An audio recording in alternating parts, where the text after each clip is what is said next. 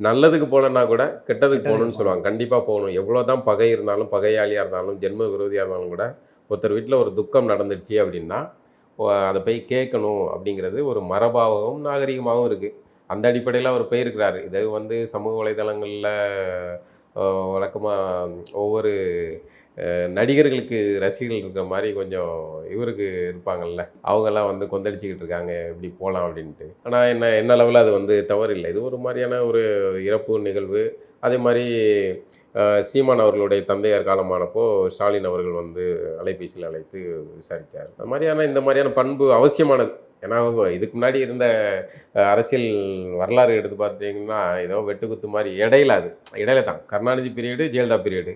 அந்த பீரியட்ல தான் வந்து அந்த காலகட்டத்தில தான் வந்து வெட்டுக்குத்தா மூஞ்ச பார்த்தா, ஐய்யய்யோ! நம்ம அவர பார்த்து சிரிச்சா வந்து உடனே இங்க கட்சி பதவி காலியாயிரும். என்னது திமுக காரங்கள பார்த்து சிரிக்கிறீங்களா? அப்படின்னு இங்க அதிமுக காலியாயிரும். அது மாரி ஒரு மாரி இறுக்கமாகவே வந்து தமிழ்நாட்டு அரசியல்வாதிகள் இருக்கிற சூழல் உருவாயிடுச்சு. அந்த சூழல் மாறுனா நல்லது தான். அந்த வகையில சீமான் அவர்கள் போனது ஒண்ணும் தவறு கிடையாது. ஆனால் நம்ம தீவிர தமிழ் தேசியம் பேசுறவங்க அவங்களுக்கு எல்லாமே திமுகவுடைய துரோக வரலாறு தான் உடனடியா நினைவுக்கு வரும்.